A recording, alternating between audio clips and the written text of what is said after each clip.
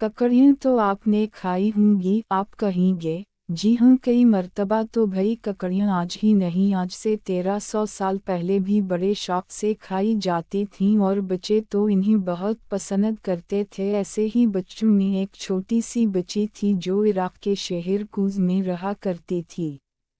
एक दिन बच्ची ने घर के बाहर ताज़ा ताज़ा ककड़ियाँ पकती देखीं। बच्ची का बड़ा जी चाहा कि ककड़ियाँ खाए, लेकिन पैसों के बगैर तो ककड़ी वाला इसे ककड़ी ना देता, खुद इसके पास पैसे ना थे।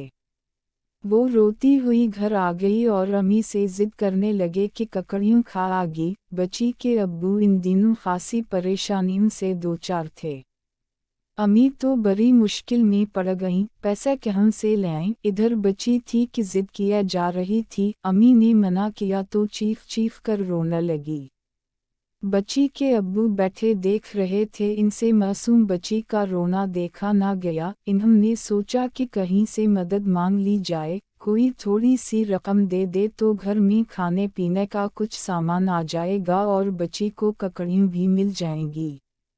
वो उठे और एक बहुत बड़े बुजुर्ग की मजलिस की तरफ चल गए। ये मजलिस अलबरक कहलाती थी। आने को तो बच्चे के अब्बू मजलिस में आ गए, लेकिन बुजुर्ग के सामने हाथ फैलाते हुए इन्हें बहुत शर्म आई। इन्होंने कभी किसी से मांगा ना था, वो मांगना पसंद भी नहीं करते थे, और है भी सही क्योंकि हाथ फैलाना कोई अच्छी बात तो नहीं है। अल्लाह के नेक बंदे ज़रूरत पड़ने पर भी किसी से मांगते हुए शर्मिंदगी महसूस करते थे। तो भई बच्ची के अब्बू का भी यही हाल था। वो बार बार कुछ कहने का इरादा करते, लेकिन फिर रुक जाते। आखिर वो मजलिस से उठकर चले गए। बुजुर्ग इन्हें बहुत गौर से देख रहे थे। वो समझ गए कि शख्स सख्त ज़रूरतमंद है, लेकिन गैरत वाला आदमी है, इसलिए कुछ कहते हुए इसे शर्मिंदगी महसूस हो रही है। बुजुर्ग अपनी जगह से उठे और बच्ची के अब्बू के पीछे पीछे चल गए। बच्ची के अब्बू अपने मकान में चले गए तो बुजुर्ग इनका मकान देखकर वापस आ गए।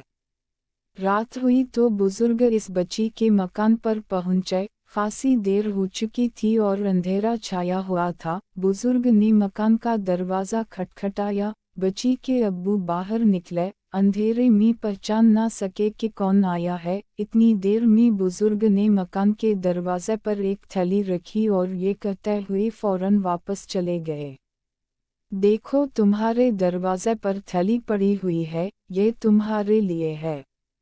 बच्ची के अब्बू ने थैली उठा ली, लेकिन समझ में नहीं आया कि कौन साहिब थे जो ये थैली देकर चले गए। अंदर जाकर थैली खोली तो अंदर 500 दिरहम और एक पर्चा रखा हुआ था। पर्चा पर लिखा था, अब्बू हनीफा इस रकम को लेकर आपके पास आया था, ये रकम हलाल जरिया से हासिल की गई है।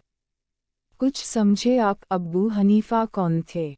ये मुसलमानों के फ़िक़्ह के मशहूर इमाम अब्बू हनीफा रहमतुल्लाह अलैह थे, जिनको इमाम आज़म भी कहा जाता है। आपने देखा कि इमाम साहिब ने कितने चुपके से बच्ची के अब्बू की मदद फरमाई। ऐसा आपने इसलिए किया कि दूसरे अगर आपके नेक अमल को देखते तो वाह वाह करने लगते। इस तरह आपकी नेकी का सवाब ज़ाया हो जाने का ख़तरा था। हमारे प्यारे रसूल सल्लल्लाहु अलैहि वसल्लम ने हमें बताया है कि कोई शख्स अगर नेक काम दूसरों को दिखाने के लिए करता है तो इसका सवाब ज़ाया हो जाता है, बल्कि इस शख्स को रियाकारी का गुनाह अलग मिलता है।